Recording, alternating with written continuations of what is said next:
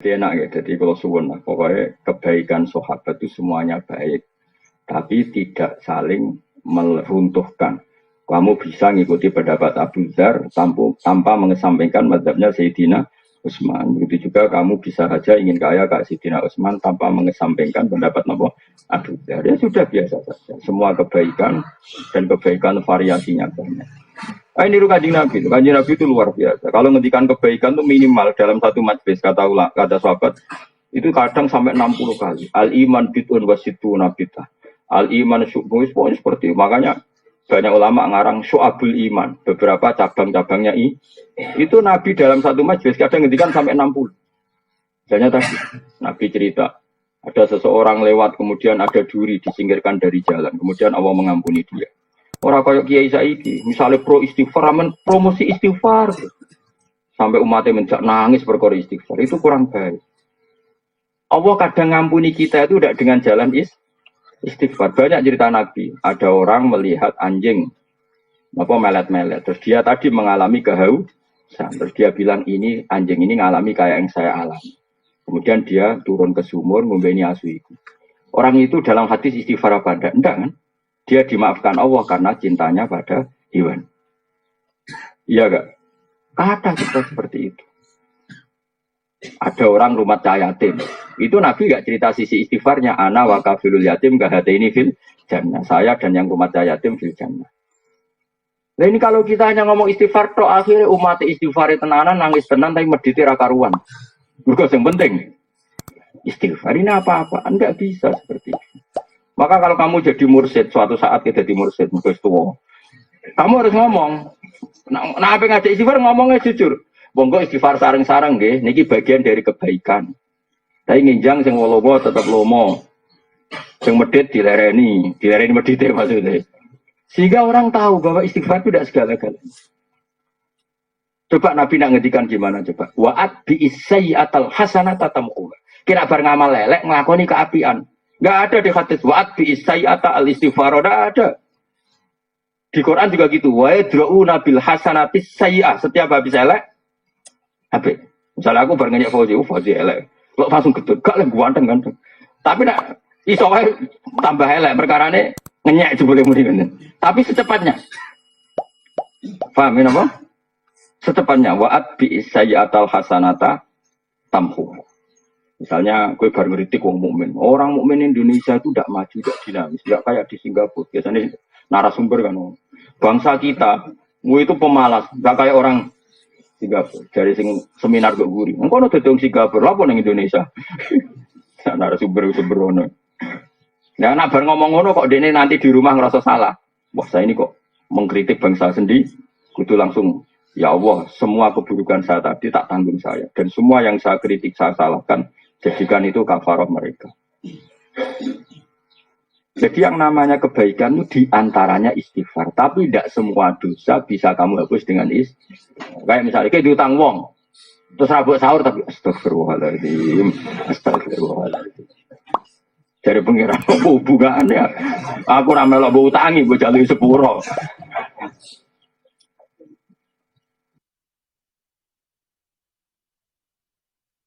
Nabi itu kalau ngedikan kebaikan itu sampai 60 item terus lagi 60 napa item. Wa imatatul adza minator kan al iman gini a'laha la ilaha illallah wa adnaha imatatul adza anit terus ngendikan gitu. Tasaddaku, wis sedekah walau fir sana contoh sikil wedhus. Wong Arab ora tau nyebleh pitik. Dadi senajan iki jek sikil wedhus. Dadi ra kena mbok kiasno, nak ngono pitik senajan to ceker yo ora. Sebab kai malah tersinggung dul ngawur. Kias iku yo sing nalar, wong Arab ku nak mayor nyembelih wedhus. Mulane sedekah senajan to sikil wedhus. Barang wong kiai Indonesia nak mayoran mau nyembelih pitik. Akhirnya sedekah tangga deh. Ceker ora ngono dul, Pak. Kiase ora ngono. Kiase ngene sikil wedhus yo ono nilaine. Lah cakar ora ono nilaine. Saya ulang lagi, Nabi itu kalau ngendikan kebaikan, kadang dalam satu majelis itu 60. Sehingga kebaikan benar-benar variasi. Kamu sudah ke walau firsana satin. Kalau kamu masak, dudoe sing akeh, ben iso diterotong-tonggo. Terus ngendikan gitu. Kalau nggak bisa semua, bitol koti wajib. Sementing wajah kamu ceria, nak ketemu tong. Jadi terus di kalimatin toibah dengan kalimat tutur sapa yang baik. Dan itu ya nyuwun sewu menyebut istighfar itu hanya di antara. Sekarang banyak kiai yang hanya gerakannya ngajak istighfar. Bagaimana bisa? Misalnya ke istighfar terus mbok murah di duit mbok barno. Terus ngerti sirai ngeluh ra butuh kok obat. Astagfirullah, astagfirullah. Coba aku sirah keluar, astagfirullah. Nah itu resiko tasawuf tanpa fikih. Makanya kacau, tatanan menjadi. Tapi yang benar kan enggak. Ibumu tuh obat, periksa no. Kemudian bersamaan dengan itu kita masih istighfar karena kita tidak pernah sempurna iso ngelakoni hak-haknya ibu. Yo kalau cak dalam kulon namung kali, cak dalam ibu 5. Padahal saya punya tamu banyak orang aku kiai. Ibu kula wis sepuh karena tadi nggak boleh seorang anak punya candalem lebih banyak timbang ibu karena ibu itu harus spesial. Saya berkali-kali ngomong supir saya, pokoknya nak ibu tindak rasa pamit.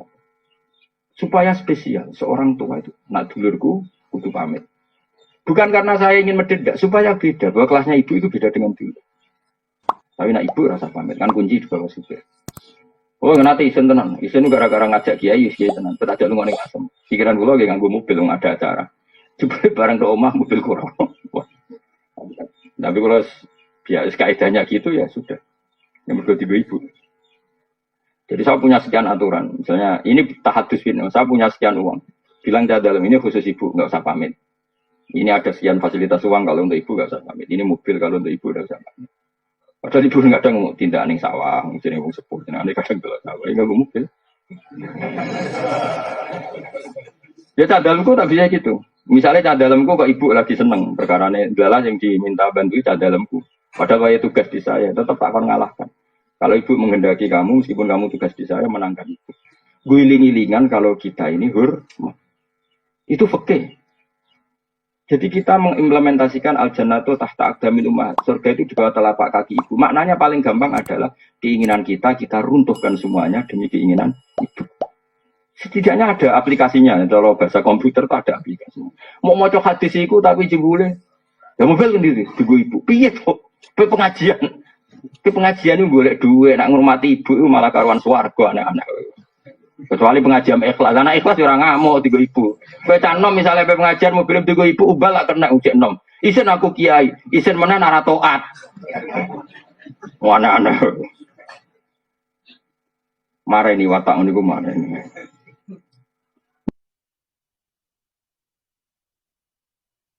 Maka fikih itu penting karena itu yang bisa bikin standar apa? Bisa bikin apa? Standar. Oke jelas aturan mainnya bahwa kita jauh di bawah ibu. Sehingga wujudkan dalam aturan hidup itu tadi misalnya khusus ibu nggak usah pamit. Kalau canda dalam diceluk ibumu menangkan mengalahkan diri saya. Sehingga Allah berso kalau orang ini luar biasa. Benar-benar al-jannatu tahta aqdamil. Aku berkali-kali nyeluk canda dalam misalnya ada tamu gitu. Butuh mbak-mbak untuk kopi juga. Buat nonton tidak ibu ya sudah selesai sudah. Jadi jelas aturannya. Jadi orang istighfar toh. Ya jelas ya aturannya pangeran seperti wa yadruna bil hasanatis sayyi'ah. Setiap kesalahan kita terutuli, kita hapus dengan kebaikan. Kesalahannya wong utang ya. Nyaur. Apa istighfar? Kesalahannya wong kodok subuh, istighfar apa langsung kodok subuh? Mana ana kodok subuh ya kodok subuh bareng ra usah kodok. Astagfirullahaladzim. Ruwe potong ra iso ngaji ruwe potong. Dibantah wong e khusuk, angel. Maksudnya sawangane iku otoritasnya tinggi dia, ngene uraan kono apa? Nang rapati ngalim rasa khusuk, mari didel wong nemen-nemen. Akhirnya malah repot agama itu malah repot. Biasa wae, jadi nak pas salah itu wong ya rapati ngandel. Jadi gue jaga di, nak pas salah ben wong rapati ngandel.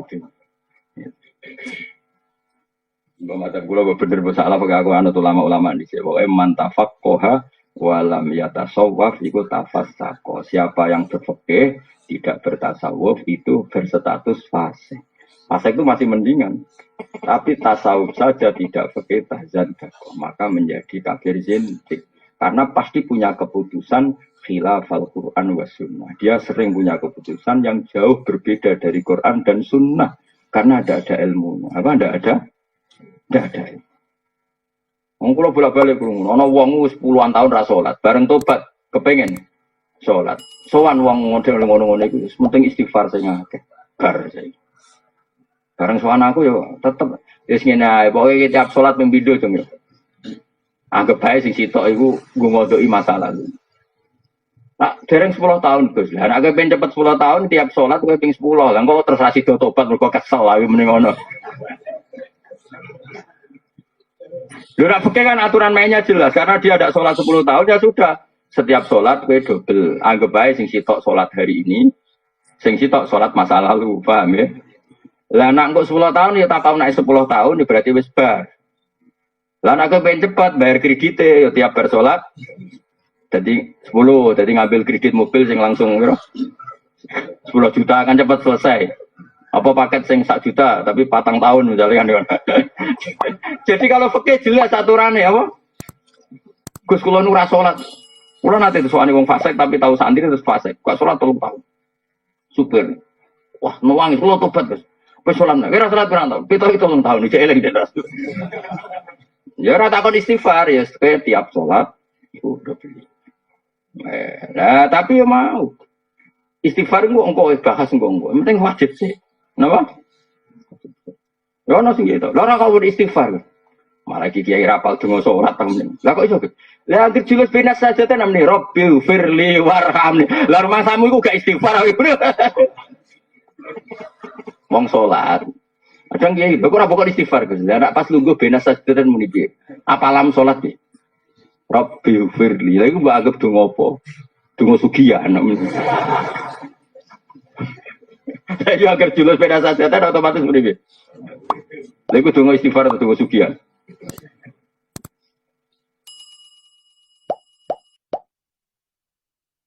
Mulane ngaji ya fikih itu perkuat supaya aturan dalam Islam itu jelas. Dan nanti bersah itu baru ngomong tasawuf. Jadi misalnya zakat, ya sudah uang zakat itu sekian. Setelah 1 nisab wajib zakat dan kewajibannya tiap tahun. Ya sudah seperti itu. Diberikan siapa? Ke mustahik. Mustahik sebenarnya ada 8. Sudah jelas, detail.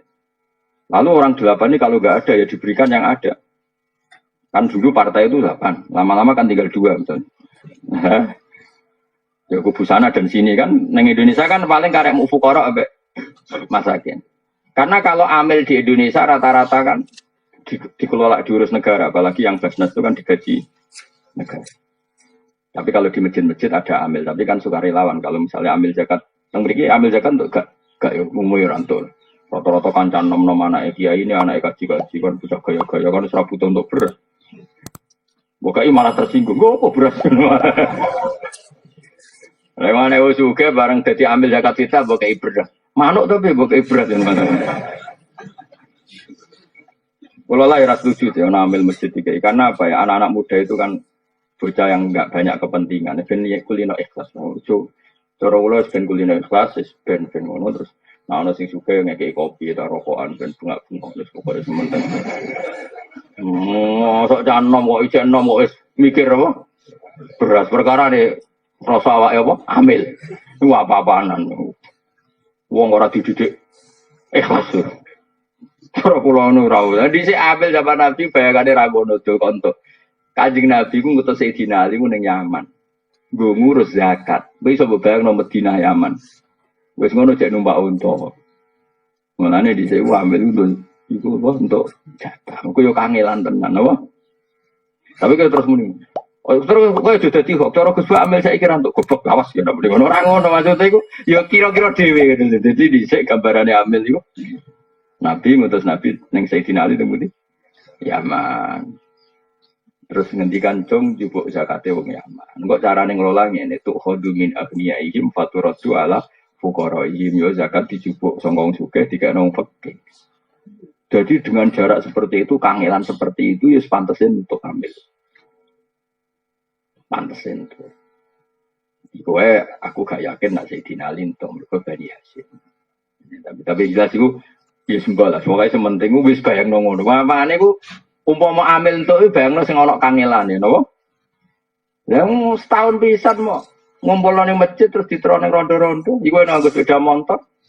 Mbek kanca-kancane guyon cara aku ya ngopi, guyon-guyon terus. Sapa rondo sing kurang iki. Ya sing ngono bariku wis ngono apa?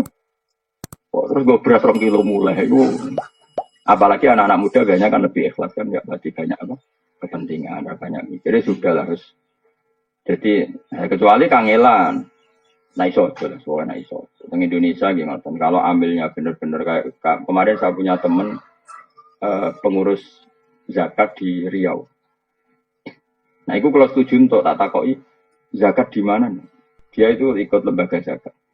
Itu dari Kepulauan Riau yang kota, itu dikirimkan ke pulau-pulau Riau kecil yang dalam apa layaran itu sampai 1 jam 2 jam.